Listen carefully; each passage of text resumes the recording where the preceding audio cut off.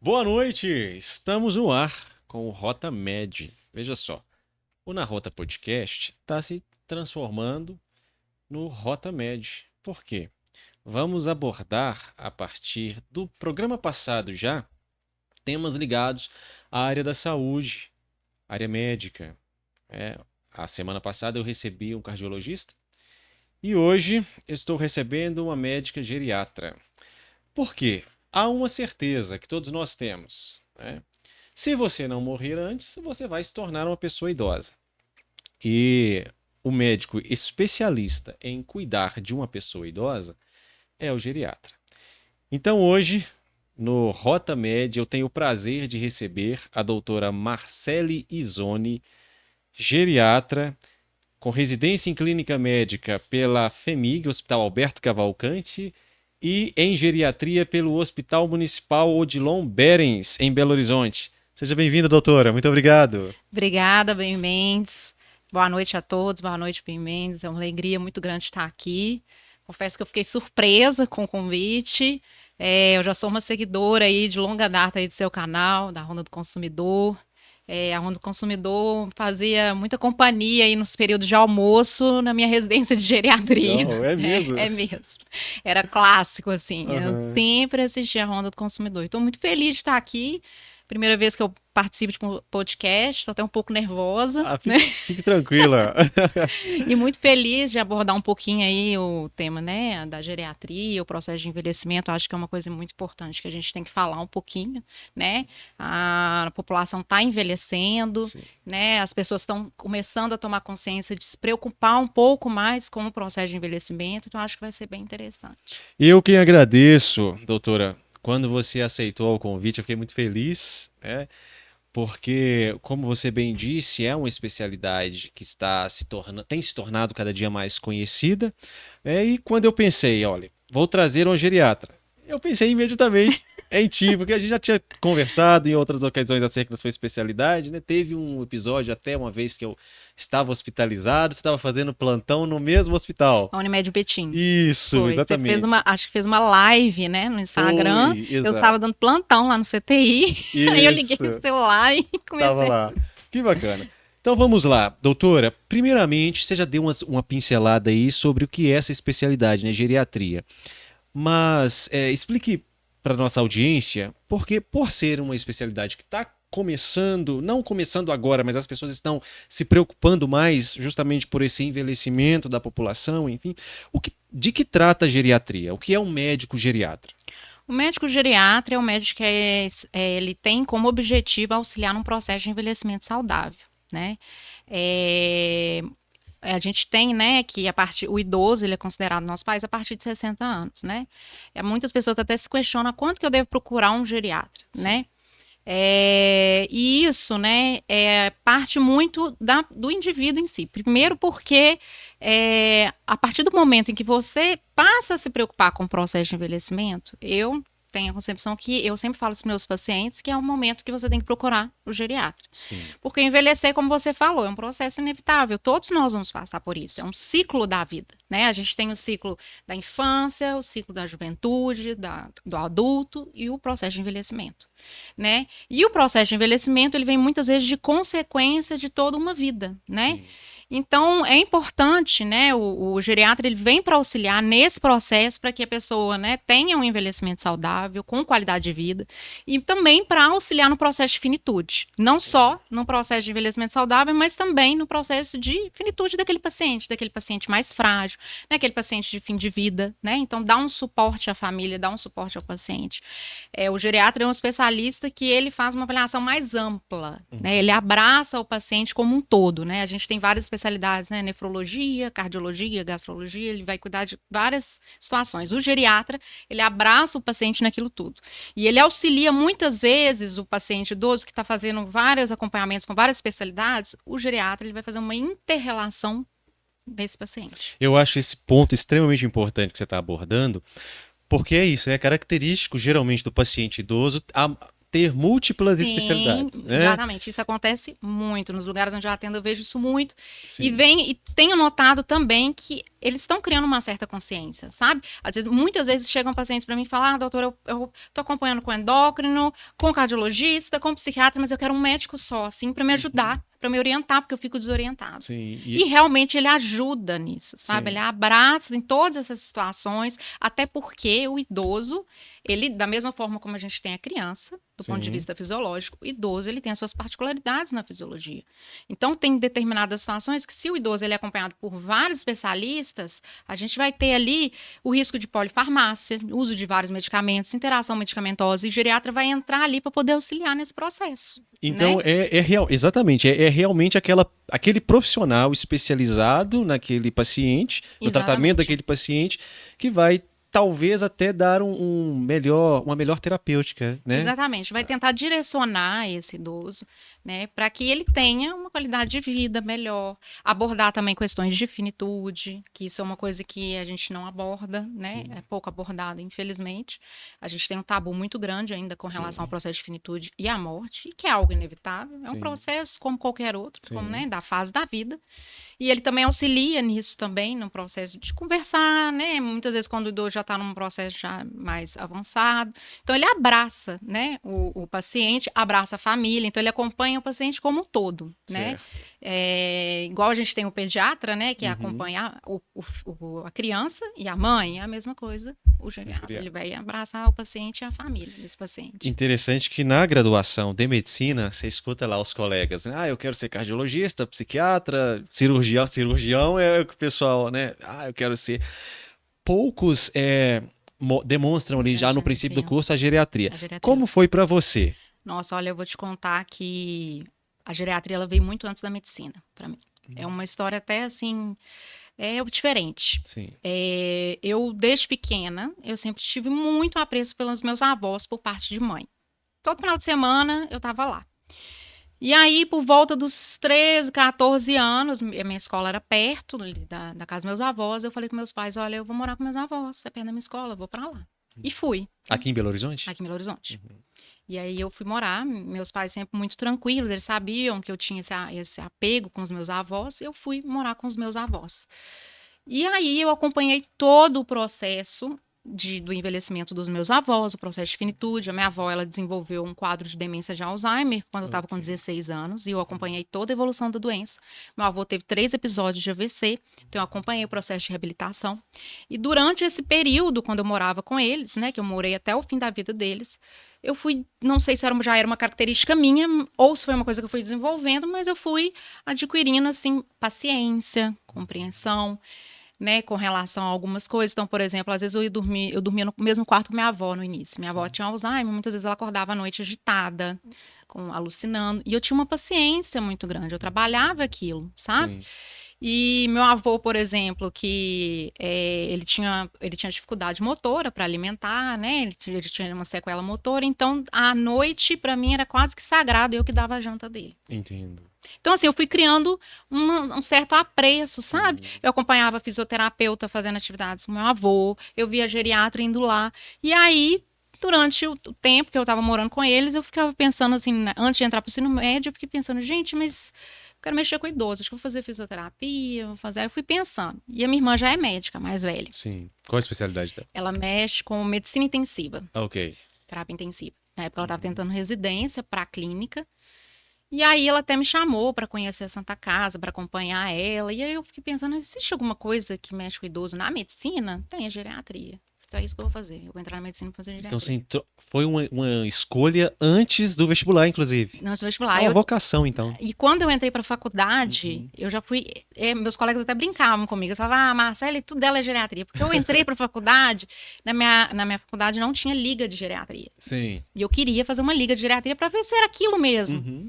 E aí eu fui na UFMG, porque eu não fiz na UFMG, e aí eu procurei o coordenador na época, que era o Dr. Edgar, que é um chefe lá do HC, que é uma pessoa que eu admiro muito, tenho uma admiração enorme. E aí eu falei, olha, eu sou de outra faculdade, eu queria acompanhar você, a liga, será que seria possível? Ele, não, claro, acompanhei durante a minha faculdade inteira, aí fiz projeto de extensão, acompanhei eles lá no Geni Faria, E eu ficava praticamente. Ele até falava, nossa, mas é muito interessante isso, né? Você desde o início, você já.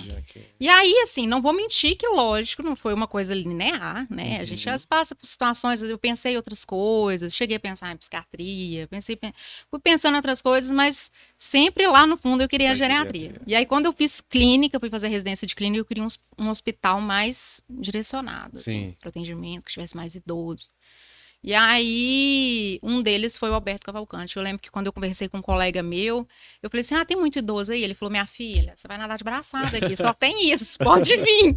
Aí eu falei, então é esse mesmo. Uhum. E aí eu entrei no Alberto Cavalcante e realmente, né, foi, lá é um hospital que ele é mais direcionado a pacientes oncológicos, né?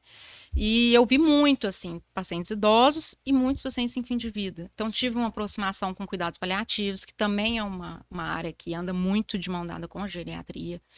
Então, eu tive uma experiência desde o início. E os seus avós já se foram ou ainda já se foram?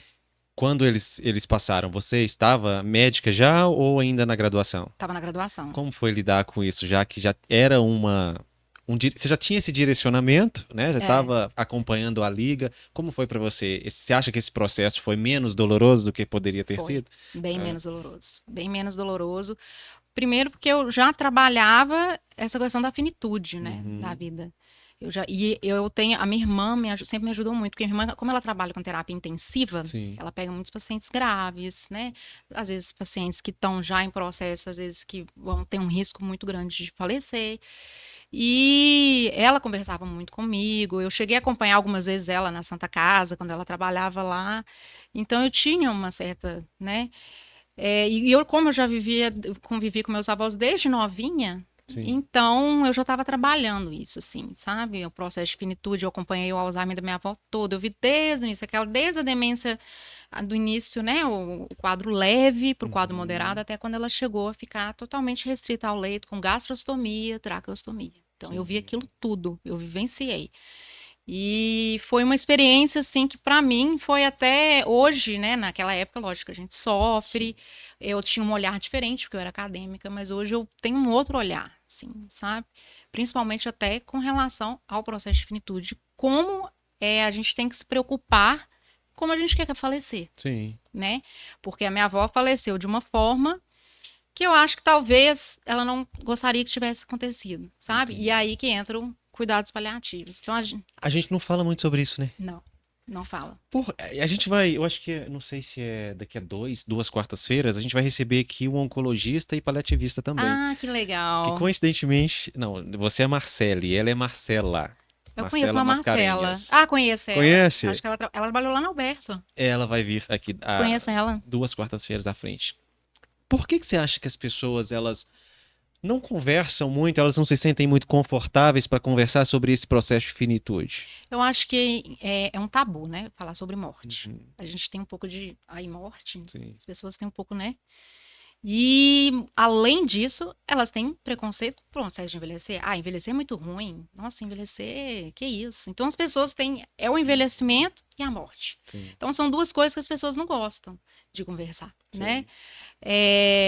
E o processo do envelhecimento é algo natural. O que é o envelhecimento? O envelhecimento é apenas uma simbologia da passagem do tempo. Sim.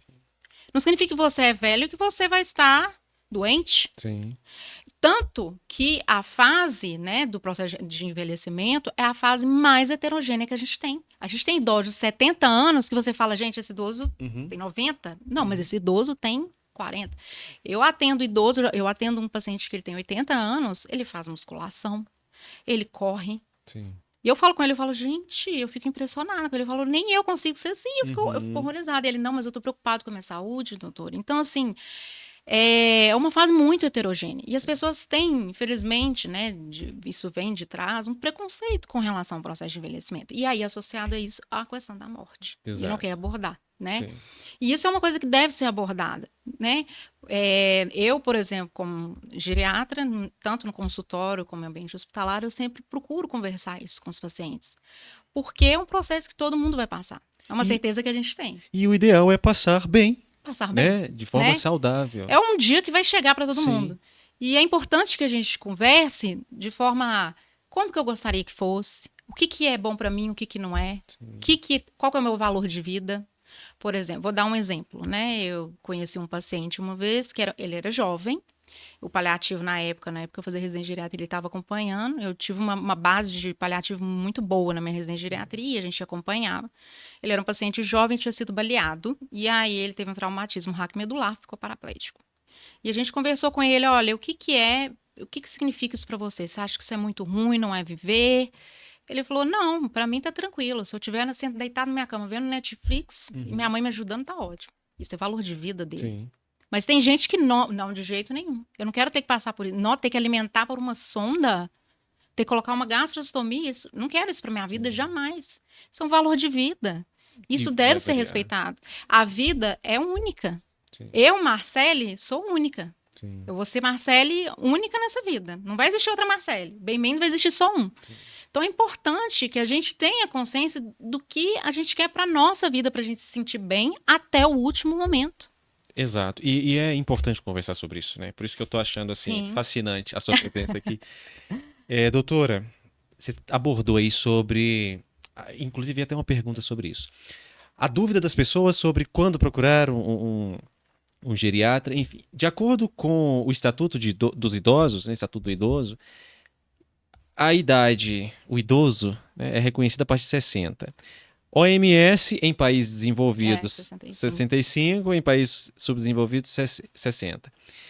Mas você já abordou um ponto que é da funcionalidade. Quando você traz aí o paciente que tem 80 anos e o que é para a geriatria, então, o paciente idoso. A geriatria, ela foca muito mais na idade cronológica ou na funcionalidade do paciente? Na funcionalidade, com certeza. A gente valoriza muito a funcionalidade.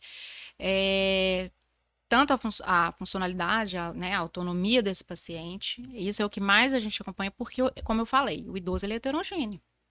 A gente tem idosos de 80 anos que têm uma excelente funcionalidade, autonomia, e tem idosos de 80 anos que já estão bem mais frágeis, bem mais debilitados. O que é autonomia, funcionalidade, fragilidade? O que é isso? Porque às vezes, desculpa, mas às vezes você deve experimentar isso no consultório, né? Você fala pro paciente assim, o senhor é o idoso frágil, ou o idoso robusto. A funcionalidade é aquela capacidade que o idoso tem de exercer, né? Com autonomia, né? E com independência as atividades dele. Para ter independência, ele tem que ter capacidade de mobilidade, comunicação, né? Para ter autonomia, ele tem que ter uma cognição boa, ele tem que ter um humor, né? Ele tem que estar bem, né? A funcionalidade, então, é a capacidade que o paciente tem de se interagir com o meio, né? E a gente precisa de todos esses, por isso que a avaliação do idoso é muito ampla, porque a gente avalia isso tudo na funcionalidade. A gente avalia, tanto que a gente quando vai fazer uma anamnese, né? A gente faz a avaliação geriátrica ampla. E aí envolve funcionalidade, cognição, humor, porque são vários pontos. Sim. Porque o idoso ele pode perder funcionalidade, por exemplo, por questão do humor. Um idoso deprimido, com uma depressão profunda, ele perde cognição. Ele não quer sair de casa. Um idoso com capacidade, né, comunicativa, ou seja, um problema de visão muito importante, ou um problema de audição muito importante, isso limita ele a se interagir com o meio, aumenta o risco de demência. Sim. Então, a funcionalidade vem disso. E o idoso frágil, né, é aquele idoso que está mais suscetível às vulnerabilidades. O processo de envelhecimento, né, a gente tem alterações fisiológicas no organismo que faz com que o indivíduo ele fique mais suscetível. A gente fala que a vitalidade dele reduz. Sim. Ou seja, ele fica mais suscetível a agressões do meio externo e internas, né? Principalmente se ele não teve aí hábitos de vida saudáveis. Um exemplo, fumou a vida inteira. Muito tabagismo pesado, etilismo pesado. A vulnerabilidade dele vai ser maior no processo de envelhecimento, porque o metabolismo dele reduziu, o organismo dele está mudando. Então, né? A tendência de ele se tornar um idoso frágil é muito maior do que o que praticou atividade física, por exemplo, a vida inteira. Exatamente. Lógico que o processo de envelhecimento é um fator de risco para fragilidade, né? Mas ele não é por si só, isolado. Só ele vai causar fragilidade. A gente tem fatores internos e externos, até fatores genéticos também, né? Você tem uma história na família tem uma história muito importante cardiovascular. Na família quase todo mundo infartou. Isso é um fator genético. Essa é uma coisa que tem que ser acompanhada, né? O paciente ele já tem que proteger lá desde o início, porque ele já tem uma história. Quadros demenciais, demência de Alzheimer, mesma coisa. Então, na consulta geriátrica é uma avaliação ampla, Uma avaliação né? ampla. Vamos falar então, doutora, sobre as síndromes geriátricas. Quais são elas? Então, como a gente faz a avaliação geriátrica ampla, né? Sim. Que a gente tem a funcionalidade, a cognição, a comunicação, a mobilidade, a síndrome geriátrica a gente fala que é os grandes Is, né? Então, incapacidade cognitiva, que aí entra a demência, entra também depressão. A gente tem também os transtornos mentais, que também fazem parte, porque o transtorno mental também aumenta o risco de incapacidade cognitiva. A gente tem também a questão de motora, então imobilidade, né? A comunicação, então incapacidade comunicativa. E a gente tem também, como eu falei, como a gente abraça o paciente, a insuficiência familiar, que isso também influencia. O paciente ele tem que ter uma boa estrutura familiar. Se ele tem uma família que não dá suporte, uma família, às vezes até pela questão de risco de maus tratos, de negligência, isso também contribui para um processo de fragilização desse idoso, contribui para ele evoluir com um quadro depressivo, aumenta o risco de demência. Sim. Né? Então, assim, então são os grandes Is da geriatria, né? Que é a incapacidade cognitiva, a imobilidade, iatrogenias também, né? Esses são os grandes Is que a gente fala da geriatria. O que você mais vê no consultório, numa consulta com o paciente, desses Is aí? Qual é a principal que... Existe uma que sempre seja... que ela sempre prepondere? O paciente chega no consultório estatisticamente mais vezes com uma delas? Olha, a minha experiência que eu tenho é mais a incapacidade cognitiva. Que dentro, a gente pensa, mas as demências, não, a depressão. A depressão maior do que a demência no idoso. Eu vejo muito. E a depressão, ela pode desenvolver na pseudodemência. Porque aí o idoso, a família acha que ele está evoluindo para um quadro demencial, mas na verdade não. Ele está com um quadro de humor deprimido, que predispõe, né, a uma piora da cognição. A demência é o que antes o pessoal falava caducando, o idoso está caducando, é a demência. É a demência. A depressão, então, às vezes pode ser confundida com uma... que a gente fala que é a pseudodemência. Sim. Né? Aí a familiar fala assim, mas a mamãe só chora, não quer conversar, fica falando de morte, tá muito esquecida. E às vezes ela tá entrando num quadro depressivo. E a demência, o que é? Eu acho que é uma das perguntas que todo acadêmico vai querer saber uma resposta muito pronta. É que é difícil, né? Tem a Alzheimer, Corpus Levi. Tem várias demências, né? Ela entra aí no ramo da incapacidade cognitiva, né? Em que a gente tem uma perda da cognição. A cognição tem vários domínios, né? E a gente tem vários tipos de demência, que são doenças neurodegenerativas, e a gente tem as demências potencialmente reversíveis e as irreversíveis, que aí são as neurodegenerativas, que é a mais comum que a gente tem, que é o Alzheimer. Sim. Né? Mas tem outras também, como a de Corpus de Levy, frontotemporal. E as demências potencialmente reversíveis são aquelas relacionadas, muitas vezes, a uma hipovitaminose, né? Então, um paciente que está com uma deficiência de vitamina B12, um distúrbio da tireoide pode alterar a questão da cognição também, né? Doenças infecciosas, por exemplo, uma sífilis que não foi tratada. Então, isso também são doenças potencialmente reversíveis, né? Que faz parte aí desse grupo das demências. Quais são os principais sinais? Assim, quem está nos assistindo tem um paciente tem um familiar idoso, esteja suspeitando que ele possa estar desenvolvendo demência. Quais são os principais sinais? Então, na verdade, né, é até interessante, porque às vezes eu atendo pacientes e eles chegam para mim e falam assim, doutora, eu tô muito esquecida, eu tô achando que eu tô ficando com demência. Aí eu falo, olha, então, primeiro que você veio sozinho e você está notando que você tá esquecido. Sim. Então, isso já é um bom sinal. Porque, normalmente, os primeiros sinais, né, da demência de forma geral, né, principalmente entrando aí mais para a demência de Alzheimer, que é a mais comum, a mais estourando, assim, é a perda de memória, vamos dizer assim, né? Então, o paciente ele começa a evoluir com perdas de memória e muitas vezes ele não tem essa percepção. Ele pode até ter, mas quem vai perceber é o familiar. Só que associado a tudo isso, porque tem vários tipos de demência, né? Falando da Alzheimer, mas tem algumas que iniciam com alteração de comportamento, alteração de linguagem. Só que associado a isso, o paciente ele vai ter uma perda funcional da funcionalidade. Então, ele vai deixar de fazer o que ele fazia. Por exemplo, ele era um idoso dependente, que saía, fazia compra no supermercado, ia no banco, tomava os remédios dele sozinho, aí começa a fazer confusão, tomar os remédios misturados, não sabe se tomou remédio, fazia comida, aí começa a fazer sempre a mesma comida. Eu já tive casos, né? Já vi casos de paciente, por exemplo, que fazia o almoço, tinha um hábito, a senhora fazia o almoço e de repente ela começou a pegar sempre a mesma comida estragada, fazer comida estragada e achar que estava fazendo almoço. Sim. Isso é um sinal. Então, começa a comprometer a funcionalidade. E a gente vai perdendo a funcionalidade inicialmente, né, das mais complexas, ou seja, aquelas que exigem uma interação mais com o meio, por exemplo, gerir finanças, né, tomar os medicamentos, até evoluir para aquelas mais básicas, que é, por exemplo, relacionadas ao autocuidado. Né, que é tomar um banho, que aí já é um caso mais avançado. Sim. Mas os primeiros sinais é quando ele começa a evoluir com uma perda aí de funcionalidade e essas alterações que muitas vezes pode ser da memória, da linguagem, do comportamento. Então a demência seria como um grande guarda-chuvas e ela tem várias delas ali. Eu vi que você fez uma postagem sobre a demência vascular. O que é a demência vascular? A demência vascular, ela é... Só um minuto, doutora, Claro. desculpa. O microfone tá bom?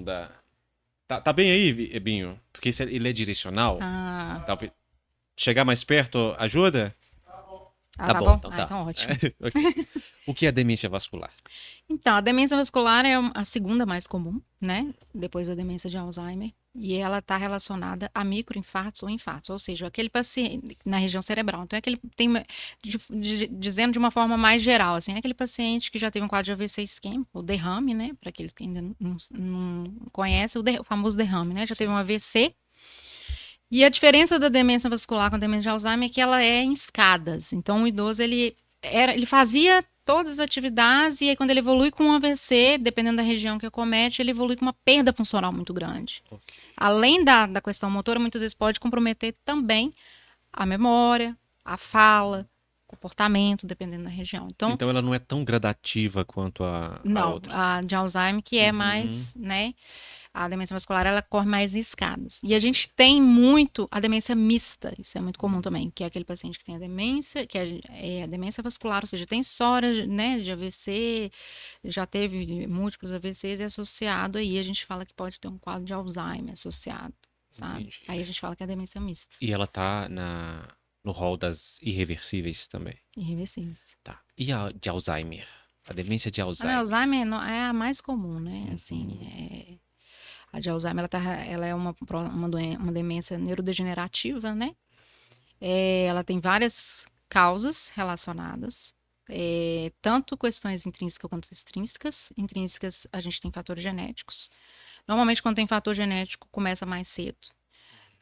Eu já vi paciente, por exemplo, já atendi uma paciente que ela começou com demência de Alzheimer com antes de 60 anos. Antes de 60? Antes dos 60. E era assim, eu conversei com a filha dela, a avó teve, o paciente teve. Então, assim, você vê que é genético, né? Tem um componente genético. Mas além da questão genética, a gente tem também as questões extrínsecas, né? Relacionadas a hábitos de vida, né? Então, descontrole de pressão, colesterol muito alto, um hábito de alimentar muito irregular, né? Então, isso tudo contribui para demência de Alzheimer. A demência de Alzheimer é o acúmulo, né, vamos dizer assim, de algumas proteínas ali, uns emaranhados fibrilares que ocorrem no cérebro, né, e que vão gerando morte dos neurônios. E normalmente ela começa lá no hipocampo, que é na região da memória. Por isso que um dos primeiros sintomas que a gente tem nesses pacientes é a perda da memória. Isso é as memórias recentes. Ah, mas ela esquece tudo de agora, mas coisa antiga. Ela lembra. Ela lembra do casamento dela, do dia que foi, o que ela estava vestida, lembra tudo. Mas eu não lembro o que ela comeu hoje de manhã.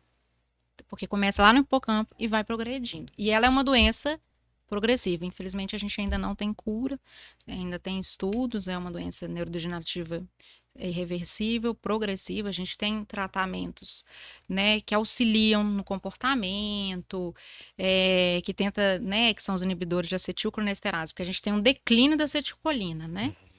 Que é a responsável por auxiliar nesse processo da memória. E aí, esses medicamentos, eles tentam dar uma segurada, vamos dizer assim, mas eles não impedem a progressão. E há algo em hábitos de vida que o paciente possa abordar para, no mínimo, retardar a manifestação dos sintomas ou não? Por ser genética, é inexorável? Quando ele já tem estabelecido a demência, você Não, fala? é para se evitar mesmo Ah, o para se evitar, aparecimento. É. sim, sim, hábitos de vida saudável, uma Uhum. alimentação saudável, atividade física. São coisas tão simples que às vezes a gente fica, nossa, mas e que assim, agora eu tenho notado, Sim. né, que atendendo os pacientes na geriatria, eu tenho notado uma preocupação maior com os pacientes idosos. Eles têm ficado preocupados, Sim. né? Antigamente você não via idoso fazendo atividade física. Hoje em dia é impressionante. Eu fico assim, gente, eu atendo paciente. Faço hidroginástica 3 vezes ao dia. Faço caminhada 30 minutos. Eu fico assim, meu Deus. Uhum. Mas é porque eles têm preocupação. E realmente, hábitos de vida saudáveis, alimentação, atividade física, tudo isso auxilia, né, a evitar a demência de Alzheimer. Doutora, eu vou ter que trazer um tema aqui, nada melhor do que uma geriatra para falar sobre isso. Clonazepam, vamos Ah, falar sobre o famoso Rivotril, né? Que a gente sabe causa dependência, né? O paciente, às vezes, sem muita informação, faz uso por anos, né, tem. do clonazepam. Relação clonazepam, doença de Alzheimer, clonazepam, demência. Tem alguns estudos, né? Porque o Uhum. clonazepam, ele é uma medicação, tanto ele como outros, né, da classe que a gente fala que é dos benzodiazepínicos, que são os ansiolíticos, ele diminui, ele a longo prazo, né? Tem estudos que falam que ele pode diminuir a questão da reserva cognitiva, né? Então, isso predispõe à demência, sim, o uso prolongado, né? Além disso, ele aumenta, principalmente o clonazepam, porque ele é um fármaco de meia-vida mais longa, né? Ele aumenta o risco, por exemplo, de instabilidade postural, de quedas, de tontura. Então, isso também é muito comum, né? Mas não necessariamente porque a gente tem um pouco. Ah, mas aí o idoso não vai usar nunca clonazepam. Não. Ia te perguntar isso. Quando é recomendado? Às vezes vai ser Uhum. necessário, Sim. né? Então tem situações que às vezes a gente tem que prescrever, mas com muita sabedoria, não é, minha vizinha passou, eu tomei Uhum. para dormir. Não, não é assim, Sim. né? Tem que ter uma prescrição orientada por um profissional habilitado. Então, assim, a gente passa em determinadas situações que realmente são necessárias, né?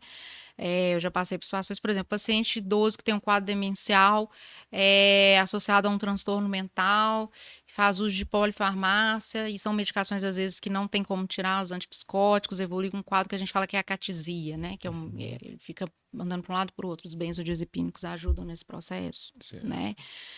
Pacientes com insônia. A insônia é muito comum no idoso. Lógico que a gente tem, né, primeiramente, tratamento não farmacológico, né? A higiene do sono, todo o processo. Mas muitas vezes é uma questão, às vezes, que o idoso realmente aquilo está causando muito sofrimento para ele, eu preciso dormir, aí a gente tem que entrar com benzo. Não, a gente tenta evitar o clonazepam, né, por causa da meia-vida, que aumenta o risco de queda, mas a gente pode entrar com uma medicação, às vezes, um benzodiazepínico com uma meia-vida mais curta, um alprazolam, tá numa dose baixinha, que auxilia nesse processo, psicoterapia. Então, assim, tem algumas determinadas situações em que a gente usa. Não é. Agora, infelizmente, atualmente na sociedade, né, nos pacientes que eu atendo, a maioria eles usam de forma indevida mesmo. Sim. Chegam lá, eu tomo clonazepam, tem 15 anos, o psiquiatra já tentou tirar, não dá, doutor. Uhum. Não dá, nem tenta tirar. Sim.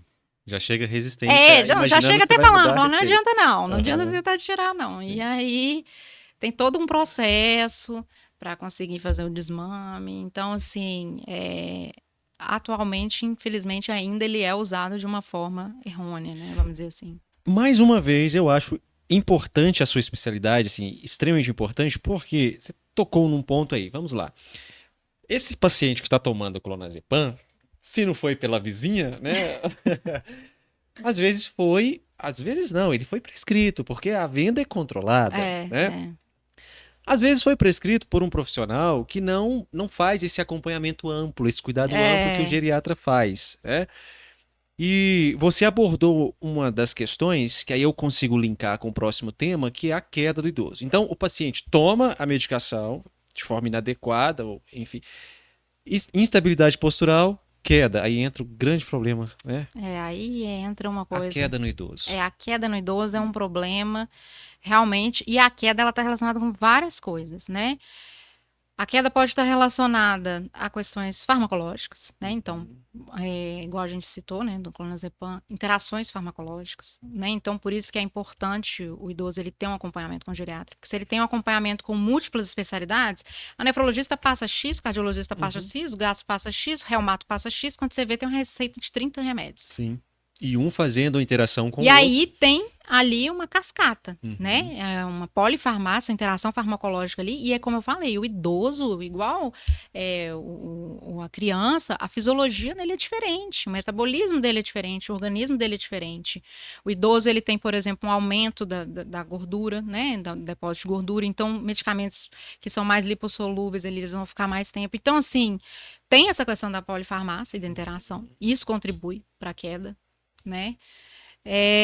A gente tem também as próprias demências, Sim. que aumentam, né? A questão da instabilidade postural. Outras questões também, né? É muito amplo, né? A gente tem, por exemplo, as doenças articulares, né? E outra coisa também que está muito, que eu converso muito com meus pacientes relacionado à queda, é o medo de cair num paciente que já caiu. É um ciclo vicioso. Porque o paciente cai uma vez. Sim. Aí ele fica tão traumatizado com aquilo que ele não quer mais andar. Aí ele cria medo para andar. Aí o que acontece? Aí ele começa, né, a desenvolver um quadro de sarcopenia, que a gente fala que é a perda de massa muscular. Perdendo massa, aí como é que ele vai ter, né, estrutura para conseguir deambular, conseguir andar, Aumenta o risco de queda. Aumenta o risco. Então é um ciclo vicioso. Então o medo de cair também aumenta o risco de queda. Eu já tive isso, eu tenho paciente assim. A gente fala, doutora, eu tenho muito medo de cair. Não quero andar não, doutor. Né? E aí que entra, né, a equipe multi, né, que é assim, companheira do geriatra, porque o geriatra ele não trabalha sozinho, ele precisa da equipe multi. Fonoaudiólogo, terapeuta ocupacional, fisioterapeuta. E aí entra essa equipe maravilhosa que vem para ajudar o geriatra, né? Porque aí, por exemplo, no caso de um idoso que tem medo de cair, a gente vai ter lá um fisioterapeuta para ajudar, fazer treino de marcha, ver às vezes um dispositivo para ele usar. Vamos iniciar com um dispositivo, uma bengala para te dar um suporte maior, né? Muitas vezes o idoso ele tem um quadro de dor, né? Uma osteoartrose, que é o desgaste, né? E isso também aumenta o risco de queda. O fisioterapeuta vai entrar para ajudar. Doutora, então, você tá falando um negócio aí que o pessoal, assim, gente, pelo amor de Deus. Bengala ou dispositivos auxiliares de marcha não é para comprar em farmácia qualquer. Não, meu Deus do céu. O pessoal Eu falo vai até. aqui, né?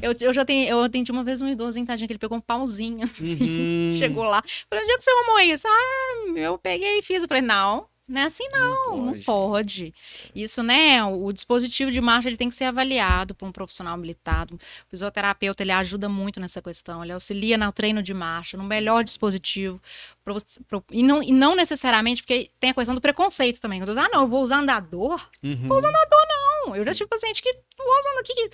Aí a gente explica, não, mas isso você não vai usar o resto da vida. Isso é para te auxiliar, para você passar a ter segurança, ter melhor equilíbrio. É um processo de reabilitação, né? Então, assim, e a bengala, por exemplo, ela tem a altura certa, ela tem o lado certo. Isso tudo, né, é um profissional de saúde que vai auxiliar, que vai informar. Então, não pode simplesmente, eu comprei uma bengala, agora eu tô usando. Aí aumenta o risco. Não, aumenta o risco. Às vezes piora a dor, se ele tem um quadro articular associado, né? Aumenta o risco de queda, né? Então, assim, e isso é muito comum. Né, que muito comum, porque às vezes eles não sabem, mas eu preciso, ele tem que me orientar, tem isso, a gente tem que te orientar. Você falou sobre a polifarmácia, né? Que são 5 ou mais medicamentos, não é isso? Polifarmácia, o paciente que usa 5 ou mais medicamentos. Tá sabendo bem. Você tá no quinto período, nossa! Bacana. Doutora, o teste da sacola que chama? Você traz pro paciente, você pede, eu não sei se é teste, é uma palavra antes da sacola. Você pede o paciente para trazer a sacolinha com todas as receitas que ele... Não, normalmente, eu não sei se chama teste da sacola, mas normalmente meus pacientes fazem isso mesmo. Ou eu peço para trazer a receita, ou ele vem com uma sacola, assim, enorme mesmo, e vai aquele tanto de remédio, e às vezes eu fico até assim, de cabelo em pé. Eu falo, você tá tomando isso, tá tomando isso? Não, mas esse aqui não. Não, esse aqui eu parei. Esse aqui nem... Isso tem... Trazem, né? A insuficiência familiar, que você abordou aí, ela tem relação até às vezes com isso, né? Porque o paciente, não tem, às vezes, um auxílio ali, sei lá, ele não é corretamente alfabetizado, por exemplo, ele tem que pegar uma medicação, pode misturar. Exatamente, isso tem muito, e muitas vezes ele precisa de um suporte familiar. Se o paciente, principalmente a questão de escolaridade, né, tanto que quando a gente vai, né, fazer o rastreio cognitivo, a gente pergunta a escolaridade, isso é muito importante, porque a reserva cognitiva ela é um meio de proteção para a Sim. demência, né? Se você teve uma reserva cognitiva boa, uma boa escolaridade, isso ajuda. E quando é um idoso que às vezes não teve, né, a oportunidade, às vezes é um idoso analfabeto, é muito mais difícil, né, para ele tomar os medicamentos, principalmente quando é uma polifarmácia. Já aconteceu isso comigo uma vez, que Uhum. onde eu trabalho, que a gente foi numa casa de um paciente e o paciente estava usando assim uma leva. E eu falei, mas aí era o desenho, era o sol, a lua e Dia, tinha noite. para ele tomar. Mas ele e a esposa, tadinho, eles estavam sofrendo muito, porque eles não estavam, mesmo assim, eles ainda estavam fazendo confusão com a Sim. medicação, sabe? E aquilo foi me dando uma angústia. E realmente a questão familiar, né, ele muitas vezes precisa ter um suporte familiar, ou do filho, né, ou de algum parente. Isso ajuda muito, principalmente nessas questões, né, de polifarmácia, né, até no uso abusivo de determinadas medicações, porque às vezes o idoso, né, toma alguma medicação que ele acha que, né, foi alguém que indicou, e a família, tendo uma família, né, que dê um suporte ali, isso ajuda até na consulta, né, a gente Sim. poder orientar melhor, orientar o familiar, orientar o paciente, então isso realmente é muito importante. E a insuficiência familiar, a gente está acompanhado de um advogado, dois advogados aqui no estúdio. Ó, a gente tá chique demais, né? É uma violência contra o idoso. É. Né? É um ato de violência. E a incontinência esfincteriana, doutora? Nossa, incontinência urinária é uma coisa muito comum, Uhum. gente. Nossa senhora. Assim, eu sabia que era comum, mas eu não imaginava que era tanto, né? E é engraçado, porque é mais comum na mulher, né? Eu vejo Aham. muito, e traz muito sofrimento, né? A incontinência esfincteriana é uma situação, né, em que a mulher, ela perde, né, a capacidade de segurar a urina, então, e isso a gente tem as de esforço e a de urgência. A de esforço é aquela que, eu tossi, espirrei, saiu um pouquinho. A de urgência é aquela que você não consegue segurar. E eu atendo pacientes que às vezes chegam para mim com isso. Não, mas eu não tô tô perdendo urina, não sei o que tá acontecendo, tô tendo que usar até absorvente, e isso traz uma angústia muito grande. E isso contribui, né? Aí que vem aí os gigantes da geriatria, né? Que eles andam praticamente de mão dada, porque o paciente que evolui com continência urinária aumenta o risco de depressão. O paciente não Vai quer querer sair, sair. não quer se Uhum. interagir com o meio, né? Ele, não, o que está acontecendo comigo, né? Como que eu vou frequentar um evento de família usando isso? Ai, meu Deus, se eu fizer um, né? Então é aquela pessoa que se restringe, se isola, né? Então é uma situação que acomete, é muito comum nos idosos, principalmente nas mulheres, e está muito relacionada primeiro com a questão muscular pélvica, do assoalho pélvico. A mulher, né, a gente envelhece, o nosso corpo envelhece. E a gente perde massa muscular. Sim. E isso favorece, né, a incontinência urinária. Outras questões também, parto vaginal. Às vezes, eu tenho 4 filhos, todos foram vaginal. Isso também contribui. Tem questão hormonal também associada, né? E muitas vezes tem indicação até cirúrgica. Tem algumas situações, né? Eu já vi casos de passar medicamento, mas aí medicamento é bem restrito. É só quando você tem um quadro, por exemplo, que a gente fala que é a bexiga neurogênica. Às vezes passa de forma assim, às vezes o médico passa assim, e a paciente. Mas não, já aconteceu de eu ver paciente que está tomando anos, ela fala, não adiantou nada. Uhum. Continuo perdendo. Sim. E esses medicamentos, às vezes, né, eles não, como eu falei, tem a questão da polifarmácia, dos efeitos colaterais.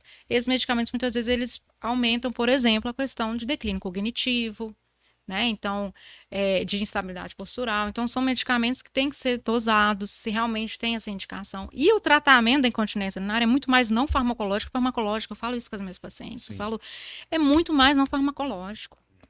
Né? Então, assim, é auxiliar na questão de perda de peso, fortalecimento da musculatura pélvica. Então, muitas vezes eu encaminho para um pilates, para uma fisioterapia, e isso ajuda muito. A questão da educação também, né? Principalmente nos pacientes que estão em início de quadro demencial, né? Na fase inicial de Alzheimer. A gente tem a questão educacional. Que ele fala, mas ele tá urinando na calça, nem tá vendo. Aí tem que levar no banheiro de 4 em 4 horas. Mas não tá apertado. Mas vai.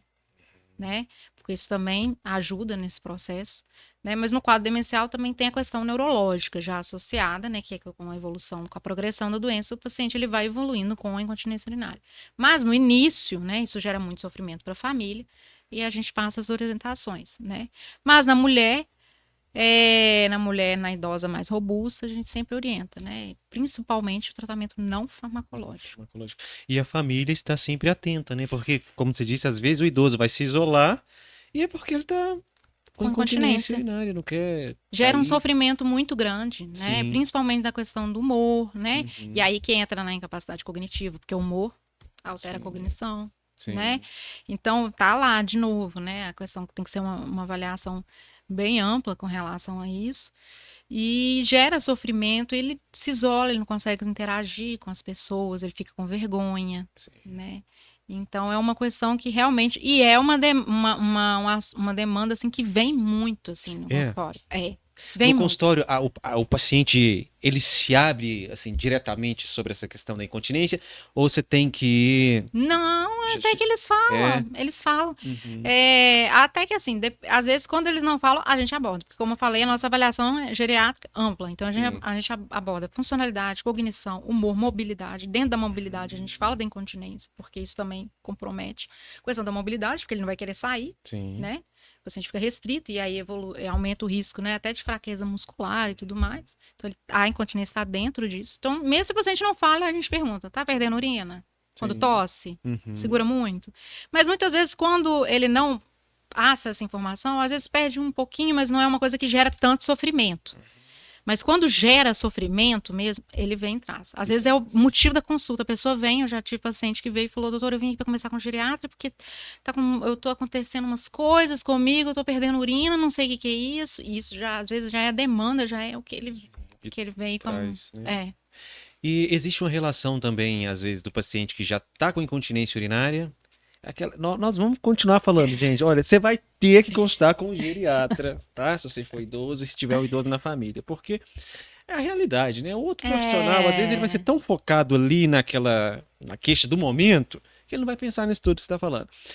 O paciente hipertenso. Aí, o cardiologista, às vezes, receita para ele um hidroclorotiazida, diurético. Mas ele tem uma incontinência urinária. Nossa, isso acontece. Já aconteceu, Às vezes, homens, né, Uhum. podem ter também, principalmente quando está associado a um quadro de hiperplasia prostática, já aconteceu.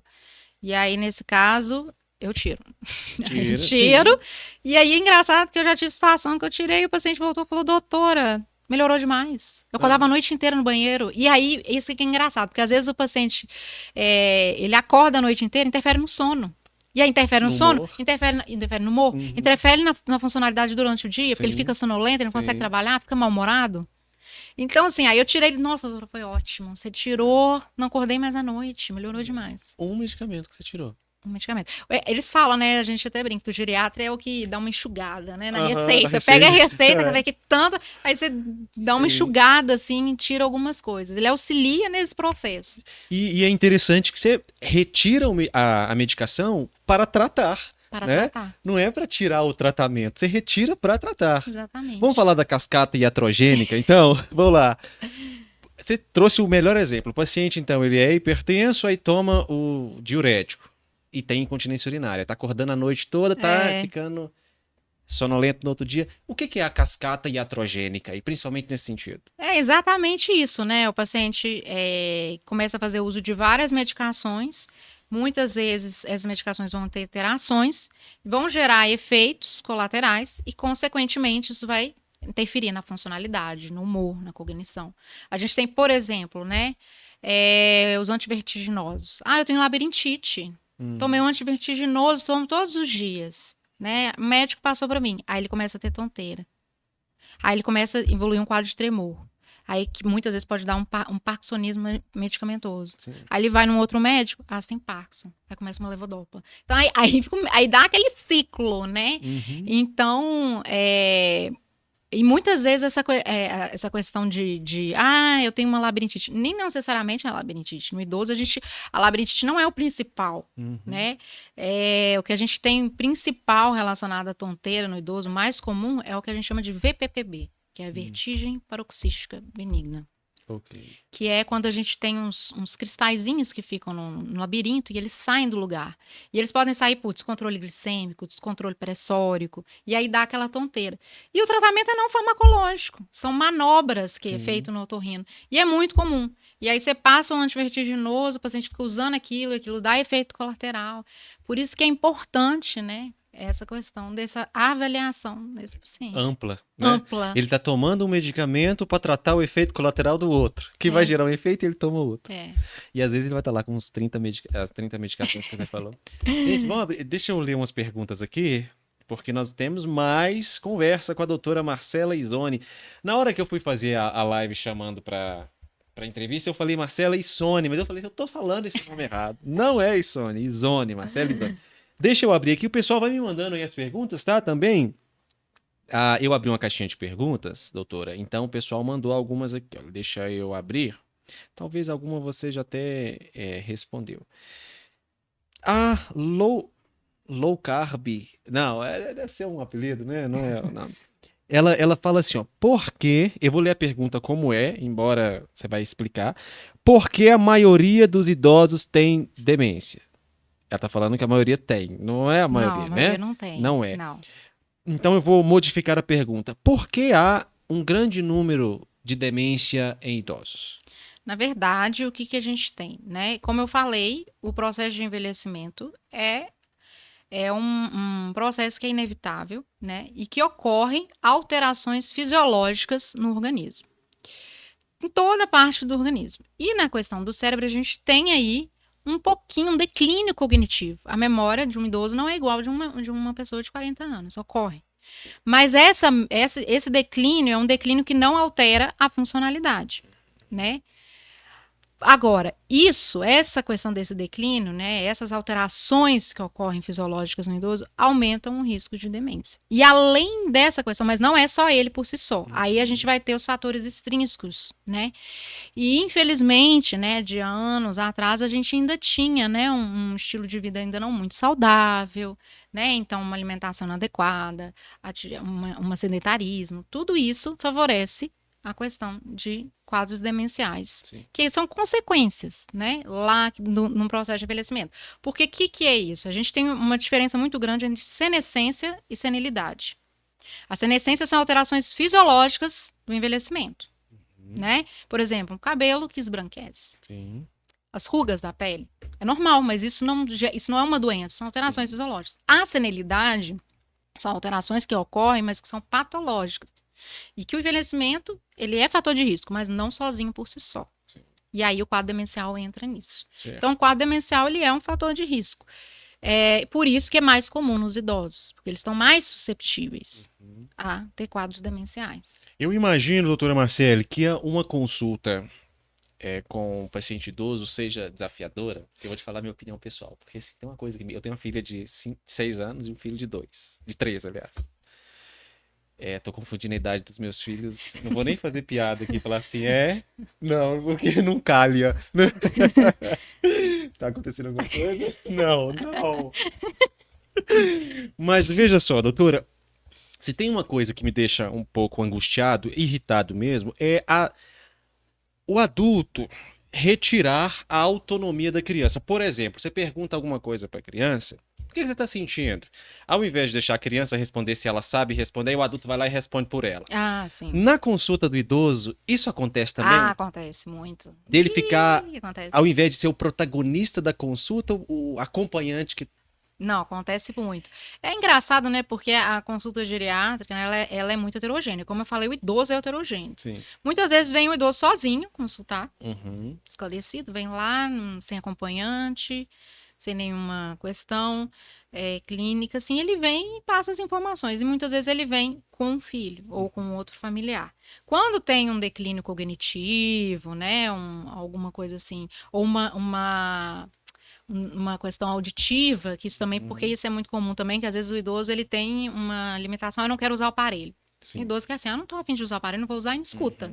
Uhum. Né? E aí o filho ajuda, né? Muitas vezes. Só que eu sempre tento prezar a conversar com o paciente. Só quando ele tem um declínio cognitivo, alguma coisa assim, aí eu busco conversar com um familiar, Sim. né? Ou algum quadro, muitas vezes psiquiátrico também, aí eu converso com o familiar. Mas realmente, às vezes é comum, às vezes o idoso não tem nenhum quadro demencial, ele tá, né, informando bem, e às vezes o filho, ele tenta passar, é quase como se fosse uma consulta, igual Sim. quando de pediatria, né? Ele fica tentando, né? Aí eu tenho que perguntar ao paciente, não, mas e o senhor? Ah, o senhor tá dormindo bem? Tá dormindo bem mesmo, mãe? Gente, Mas você dorme bem mesmo? Tô! Dorme mesmo, mãe? Assim, não, eu imagino quão desagradável deve ser pro idoso, né? Porque assim, ele não, tá... já aconteceu, às vezes a família, aí o idoso fala assim, não, deixa eu falar, Ai, deixa que eu ótimo, falo, pelo menos falou isso. deixa eu falar. Eu quero falar, porque Sim. tem muito, às vezes, tem pacientes, né, e eu acho isso até muito bonito até, do idoso que ele preza a autonomia dele. Ele não quer, ele é lúcido, orientado, ele preza a autonomia. Ah, eu quero fazer. Ah, mas você não pode, você tem que. Eu quero te ajudar nas medicações. Não, mas eu quero, eu sei fazer. Lógico que tem situações que, por exemplo, às vezes é um casal e o marido tem um declínio cognitivo e a esposa quer ajudar, quer cuidar dela e quer cuidar do marido. A família ajudar é importante, Sim. né?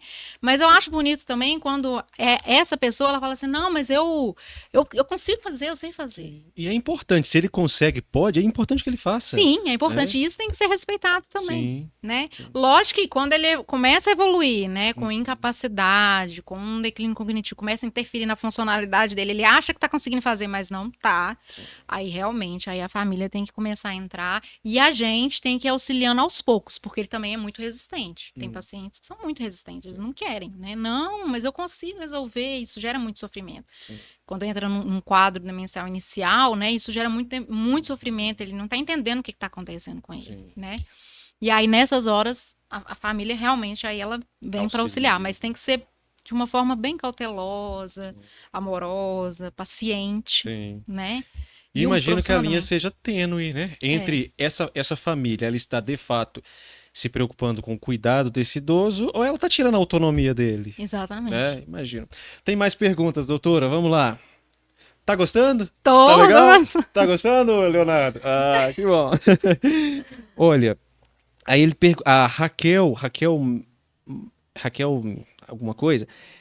Não é Miller, é Moller mesmo. É normal ter mais esquecimento com a idade? É normal ter mais esquecimento com a idade? Sim, é igual eu falei, né? Quando a gente entra no processo de envelhecimento, a nossa memória ela fica um pouco mais comprometida, né? Então é normal ele perder um pouco da memória, principalmente a memória que a gente fala que é aquela memória mais recente. Então, um número de telefone ele tem que anotar, né? Uma consulta ele tem que anotar. Né? Muitas vezes a gente, né, que é jovem, a gente na correria, às vezes você lembra da consulta, lembra, não sei o que, faz aquela coisa, tanto, e consegue lembrar. O idoso, ele tem, né, por questões fisiológicas mesmo, um declínio cognitivo. Mas isso não pode afetar a funcionalidade e a autonomia dele. Certo. Ele pode anotar no papelzinho, ele pode anotar os remédios dele, ele pode usar todas as táticas para ele poder lembrar, para ele poder fazer as coisas dele, desde que ele continue fazendo. Sim. Né? Ele não pode perder funcionalidade. Certo. A partir do momento que começa a perder, é aí que a gente tem que preocupar. Mas é normal. Uma coisa que contribui para a gente ter uma boa reserva cognitiva é estimular a cognição. Eu falo isso muito com meus pacientes. Às vezes tem um quadro que a gente fala que é o CCL, né? Que é o comprometimento cognitivo leve. Ok. Né? Que acontece no processo de envelhecimento, em que ele tem um declínio cognitivo, mas que não é um quadro demencial, porque ele ainda tem funcionalidade. Sim. Mas nos testes que a gente faz, que é os testes de memória, ele já teve um declínio ali, mas ele mantém funcionalidade. Esse CCL, muitas vezes, ele tem duas vias. Ele pode evoluir para um quadro demencial, né? Ou não. Como a família auxilia, então, nas medidas preventivas mesmo? Nesses casos, primeiro, respeitando essa autonomia desse paciente, auxiliando, né? E ele tem que fazer atividades para estimulação cognitiva. Então, deixar mesmo que ele lembre. Qual que é o remédio que você toma? Que dia que é hoje? Você assistiu o jornal? Jornal é excelente. Sim. Então, assistir jornal, ler livro. A gente fala palavras cruzadas. Estimular mesmo, né? E uma boa, por exemplo, uma pessoa que fala várias línguas, trabalhou, né?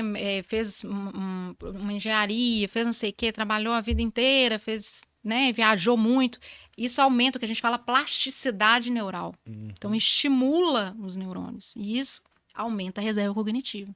Então, a Interessante. chance dele chegar lá com 90 anos e a cognição tá boa Sim. é maior. Eu vou dar um exemplo, por exemplo, meu avô. Meu Sim. avô, ele teve 3 AVCs e do ponto de vista cognitivo, lógico que ele teve um declínio por causa da questão do AVC, mas ele ainda tinha uma boa cognição. Ele reconhecia a gente, ele sabia quem eu era. Ele falava, oi, Marcele, até o final da vida dele. Sim. Ele reconhecia os filhos. Então, ele sabia.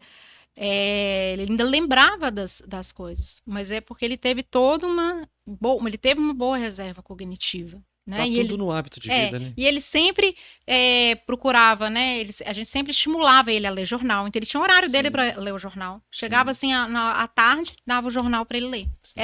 Era assim clássico. Chegava lá, às vezes na hora do almoço estava ele lá lendo o jornal. E ele ficava folheando e lendo o jornal. Eu jogava dama com ele. Tava jogando dama, Então, assim, Na Praça 7? não em casa mesmo. Em casa mesmo. Em casa mesmo. Era assim, clássico. Ele Sim. terminava de almoçar, eu já vinha com a tábuazinha assim pra jogar dama com Legal. ele. Então, tudo isso estimula a cognição. Leitura é Estimula. importante, então. Leitura é extremamente importante, né? Convívio social é muito importante. Então, uma pessoa que se isola, uma pessoa que é mais introspectiva, que é mais tímida, isso aumenta o risco, porque ela tem pouca interação com o meio. Né? Então, uma interação maior com o meio, né? Viagens, comunicação, isso aumenta a reserva cognitiva. Ter algum hobby também é importante. Com Por exemplo, certeza. cuidar de uma planta. Com certeza, isso ajuda muito até na questão do humor, né? Sim. Porque isso é muito bom, aquele paciente, eu gosto de ficar na minha casa cuidando das minhas plantinhas. E isso traz satisfação para aquele paciente. Meu hobby é andar de bicicleta. Sim. Às vezes tem paciente que tem um hobby, a atividade física, e aí junta os dois, né? Que é a questão de gostar de fazer atividade física, que já é uma coisa boa, né? Sim. E a questão do humor, porque ele se sente bem fazendo aquilo, Sim. né? Então o hobby é essencial. Eu estava lendo uma reportagem essa semana dos mitos, né, que permeiam aí esse processo de envelhecimento. As pessoas, até que idade o idoso pode dirigir? Aí tava lá uma reportagem sobre isso. A partir dos 70, eu acho que os testes são de 3 em 3 anos, uma coisa assim. Mas ele pode enquanto ele consegue. Enquanto ele consegue, enquanto ele é funcional, autônomo. Tem Sim. paciente de 80 anos que é autônomo, faz as coisas, sai, dirige, tá lá. Lógico Deixa que sua avó cuidar das plantinhas. Você ia falar o quê? lógico assim, os reflexos diminuem e tudo mais, mas assim, isso não é uma coisa que vai interferir, né? Ele pode continuar dirigindo. E isso é importante para ele, porque isso mantém a autonomia dele. Sim, né? sim. Então é isso, deixa a avó dirigir, deixa a avó cuidar das plantinhas. Né? Não, vó, não fica dentro de casa. Ela não quer ficar, você vai fazer o quê? Deixa ela ser feliz. Doutora, o Isaac, ele pergunta assim... antes do Isaac, deixa eu ler. O V Guerreiro.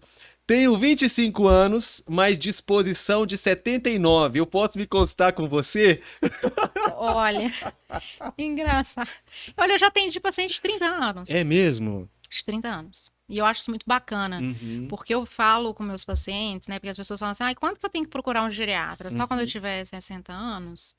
E não, né? Na medicina não tem uma idade certa. Na verdade, a gente orienta, né? Eles falam, né? Assim, que a partir dos 30 anos é que começa, as nossas reservas homeostáticas começam a diminuir, o nosso metabolismo começa a diminuir. Então, a gente tem uma curva que sobe, né? Da infância, do adulto jovem, depois vai caindo, né?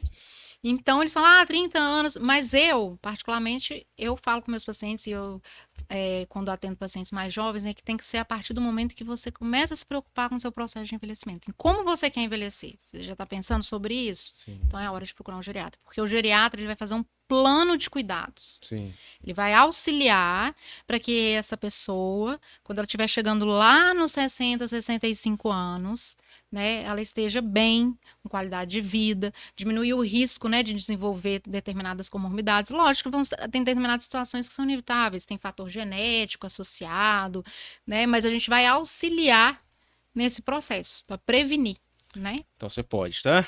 Pode. Essa aqui você já respondeu, que é a idade. O Isaac, então ele pergunta assim, como identificar a incontinência urinária? Você falou sobre a incontinência de urgência e a incontinência de esforço, né? Quando que o paciente identifica que pode ser uma patologia? Ou um acaso, enfim. É assim, acontece às vezes, Uhum. né, da pessoa perder, às vezes, isso pode acontecer, né, mas começa a se tornar uma patologia quando começa a se tornar algo frequente e isso começa a comprometer o paciente, né, isso começa a trazer sofrimento para o paciente.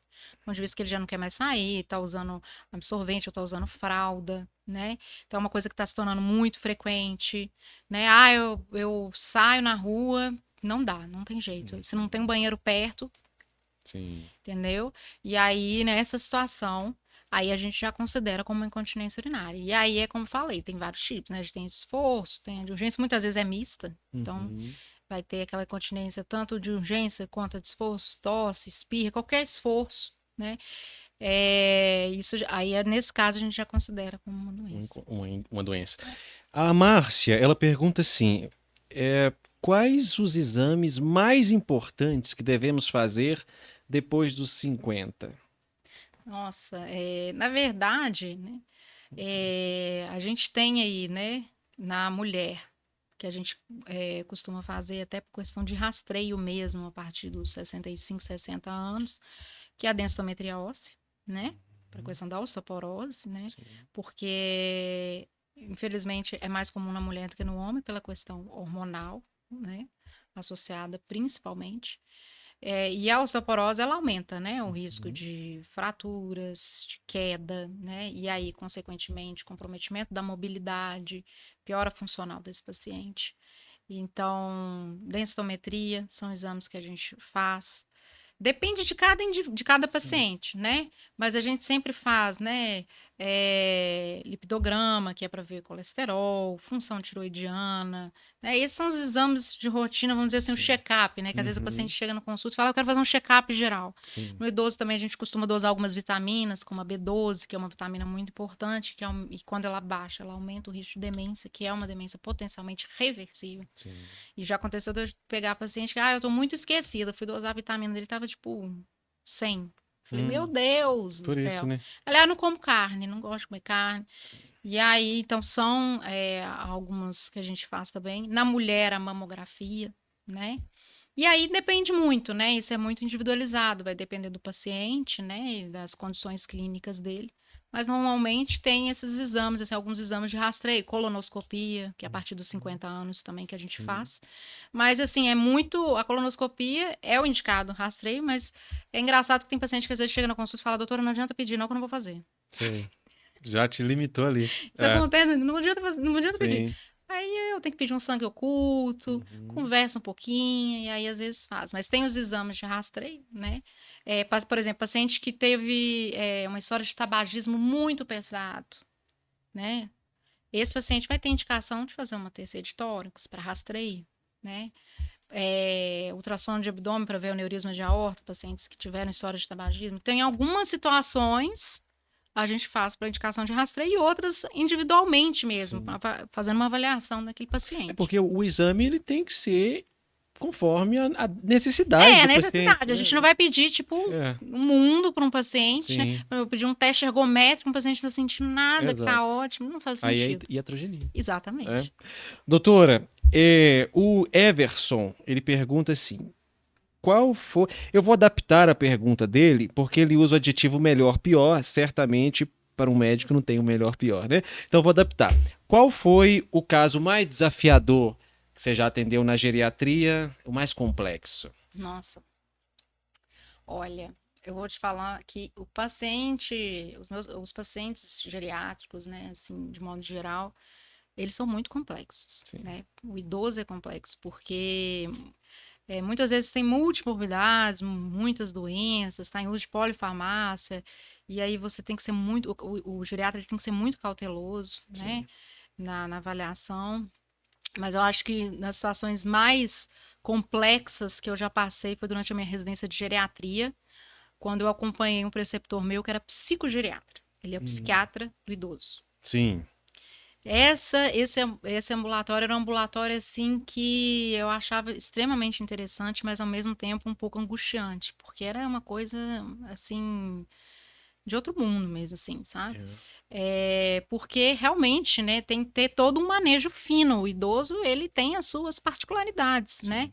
E lidar com um idoso que às vezes tem um quadro psiquiátrico, né, uma esquizofrenia, ajustar os medicamentos, o risco de efeitos colaterais, né, é muito grande. Eu já atendi, assim, uma paciente uma vez, né, eu lembro, foi uma paciente que me marcou que ela tinha um quadro de uma esquizofrenia de vida toda e estava desenvolvendo um quadro demencial subjacente. E aí, esse meu preceptor estava ajustando as medicações. E no dia que ela entrou na consulta, que a gente que atende, né? Eu atendi. E quando ela entrou na consulta, ela não parava quieta. Ela ficava mexendo e queria desligar o computador e mexer no meu cabelo e apertava. E eu ficava sem entender aquilo. E eu tentando conversar com a familiar. E eu não conseguia conversar com ela. Aí ela queria pegar minha mão, me passava a mão em mim. Você estava na residência? Na residência. Na residência. E eu ficava muito angustiada. E eu tô assim, gente, o que tá acontecendo? Não tô entendendo. E aí, isso despertou até uma certa curiosidade, porque eu falava, gente, mas, né? E a gente tá ali para aprender, né, na residência. E aí eu lembro que o meu preceptor, né, que era uma pessoa muito maravilhosa, uma pessoa muito inteligente, que eu tenho grande admiração, ele chegou para mim, ele sempre pergunta, né, ele, o que você quer fazer? Sim. Aí eu olhei pra ele e falei, não sei. Falei, Ótima resposta. Falei, olha, sinceramente, porque eu sou nessa. Eu falei, olha, sinceramente, isso aí eu não sei.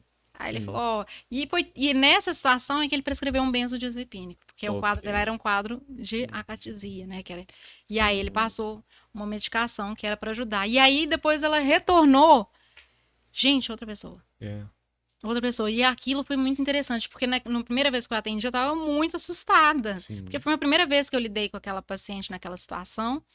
E eu não sabia direito o que era, como manejar aquilo. E na outra consulta ela voltou assim, sentada, né? Conversou, outra pessoa. Eu falei, gente, como é que é a coisa, né? Tem quanto tempo isso? Foi na minha residência de geriatria. Eu terminei, ela foi no início desse ano, foi ano passado. Doutora, você começou falando sobre finitude. A finitude, o processo, não um processo, mas um evento comum a todos, né? Pode gerar sofrimento na família, mas e no médico? Aí tem a pergunta aqui do Brendo Godoy, não faço ideia de quem seja. Nosso amigo tá aqui. Adorei a pergunta. Como é para você, médica, geriatra, que lida com finitude, como é para você perder um paciente? Olha, eu confesso que no início da minha residência de clínica, como eu fiz residência no Alberto Cavalcante, que é, né, referência pelo SUS em oncologia, então eu vi muitos pacientes oncológicos. Então, desde a minha residência de clínica que eu já trabalho com processo de finitude, antes da geriatria. E tive as vivências na casa da minha avó, né?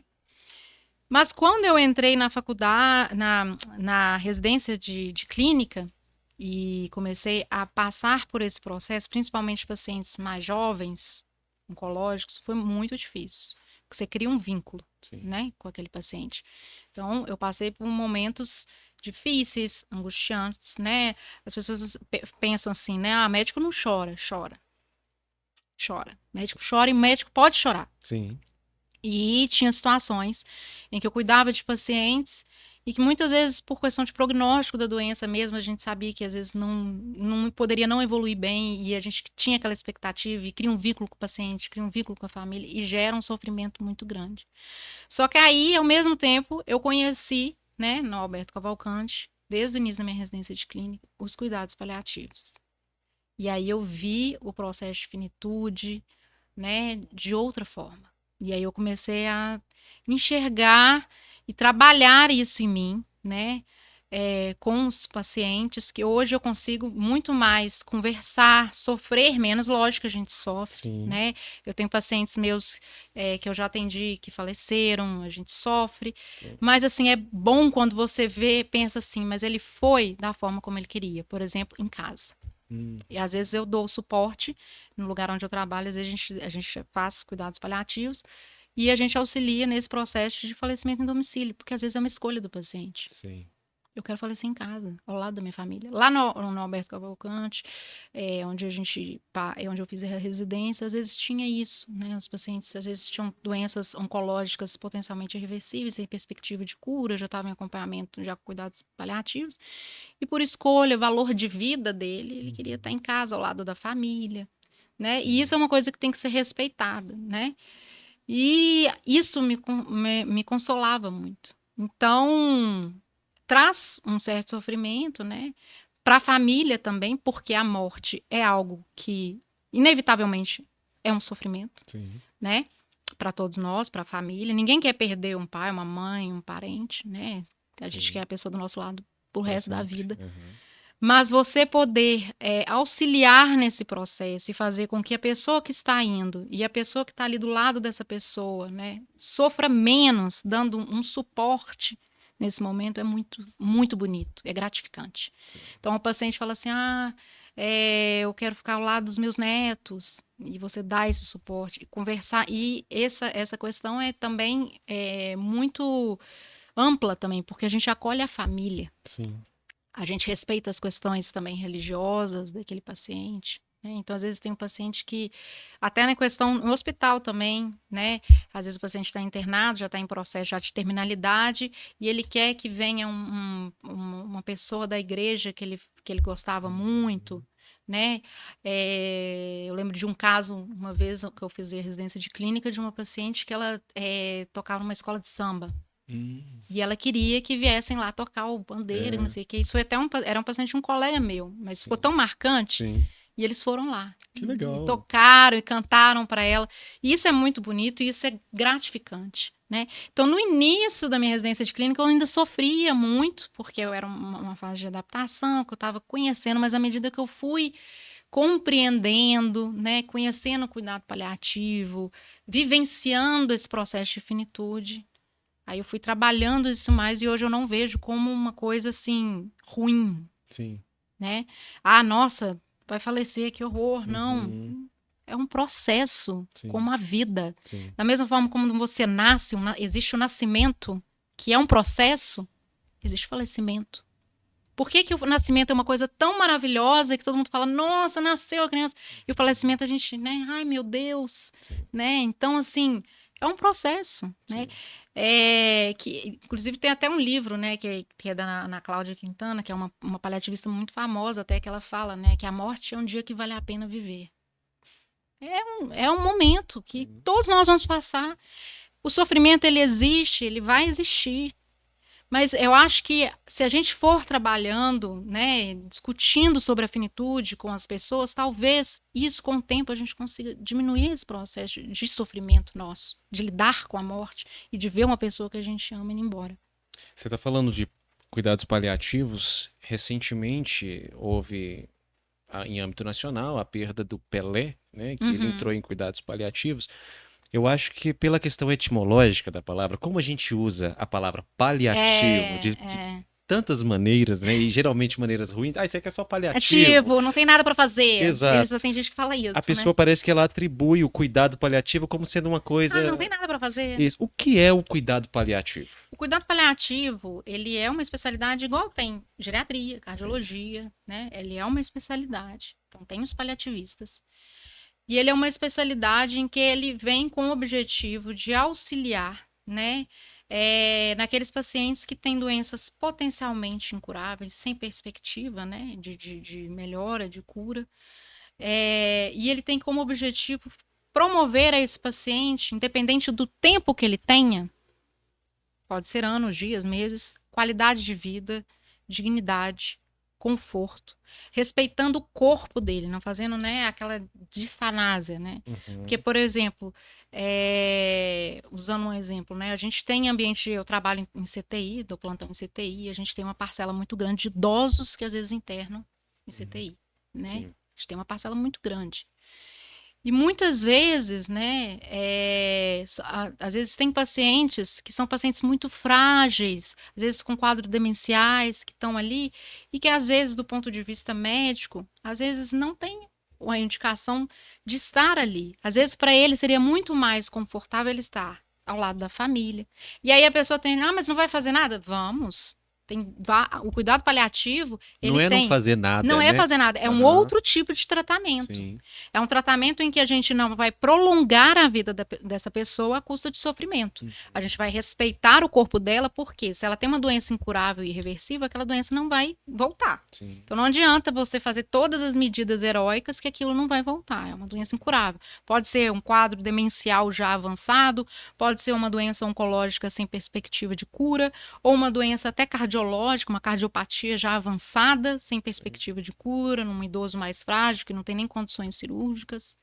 E aí o paliativo ele entra com o objetivo de auxiliar esse paciente, primeiro porque ele abraça o paciente como um todo, ele quer conhecer o paciente. Sim. Quem é você?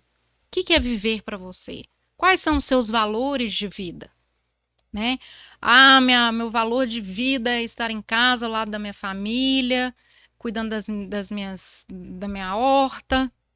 Mas se o senhor ficar acamado, se acontecer do senhor ter que ficar acamado, mais restrito ao leito, com uma sonda, isso gera um sofrimento para o senhor? Isso eu não quero não, doutor. Isso é um valor dele que tem que ser respeitado. Sim. E às vezes tem pessoas que não, por mim, se eu tiver que passar, eu quero estar estando do lado dos meus filhos, independente, é um valor de vida.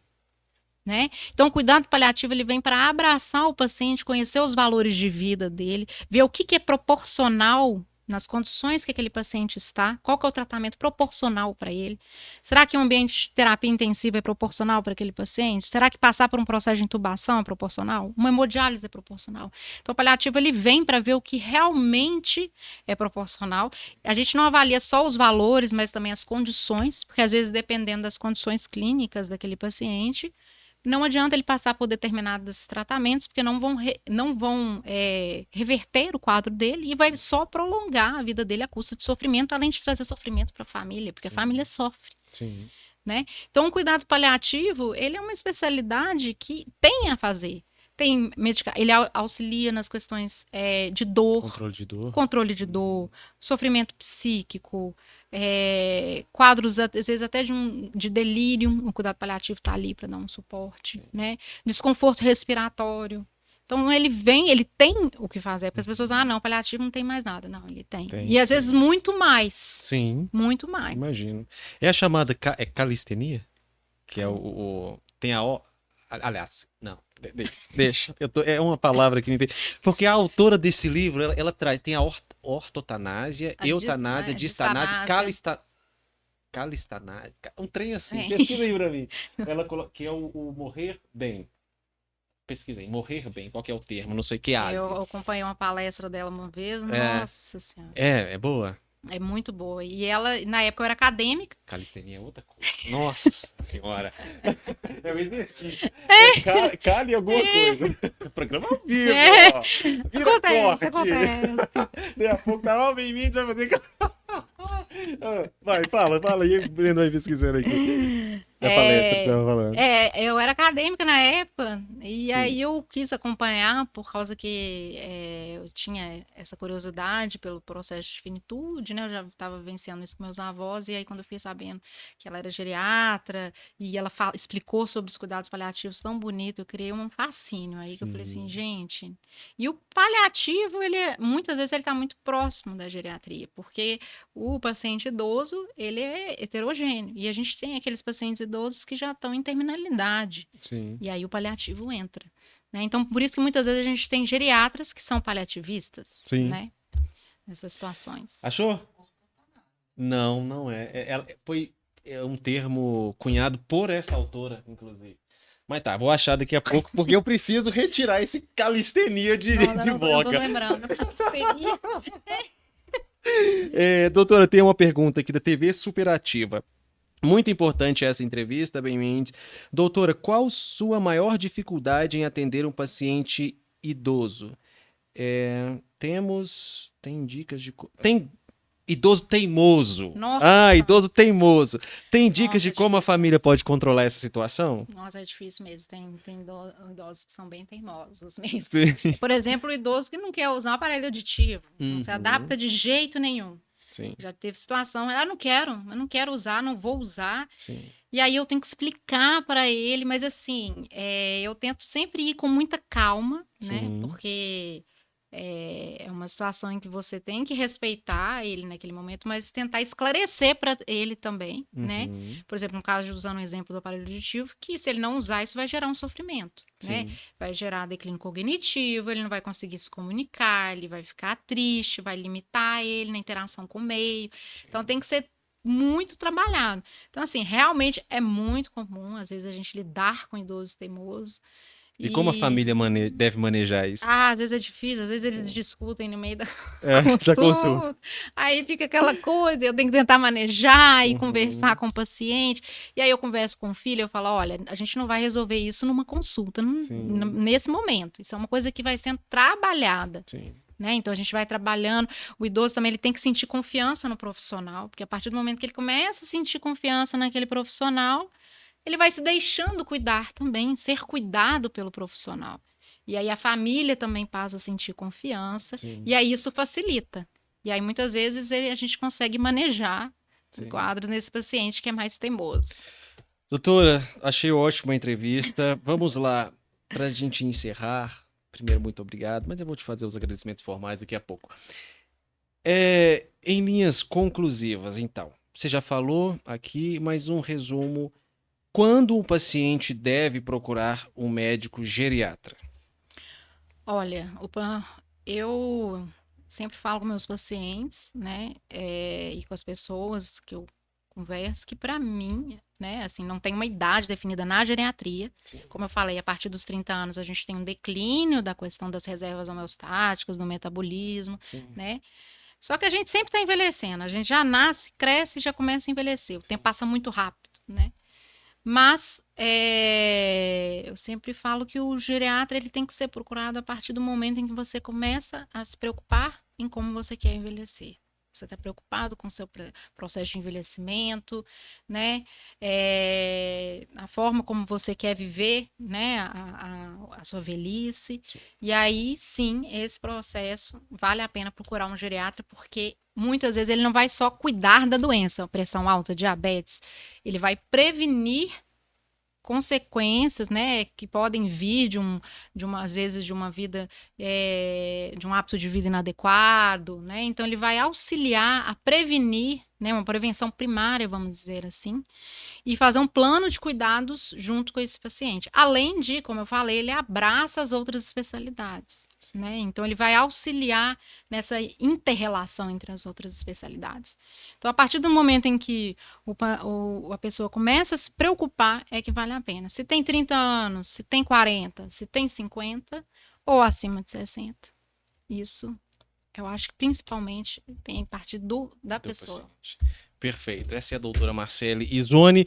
Redes sociais, você publica alguns conteúdos informativos lá no seu Instagram, né? Qual é o arroba? Marcele _Izone, que é o meu Instagram. Lá também eu tenho um site, onde eu posto algumas coisas também. E lá tem o meu contato, né, telefone, essas coisas para agendar consulta, tudo mais. Perfeito. E tem as dicas lá, gente, bem legais, assim. Não consegui, né? Não consegui. Vai ficar como calistenia. Calistenia. Não é. Gente, é um termo. Cunhado. Como é o nome da autora mesmo? Ana Cláudia Quintana. Ela. Ana Cláudia Quintana.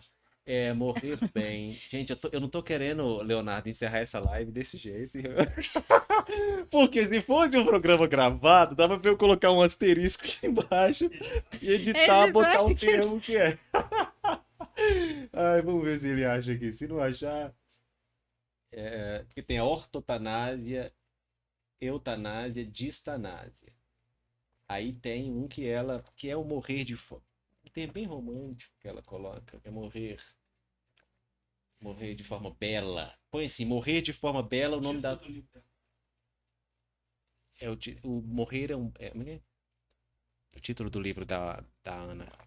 A morte um dia vale a pena viver. Vamos ver aqui, ó. A morte é um dia que vale a pena viver. Ana... O nome da autora é...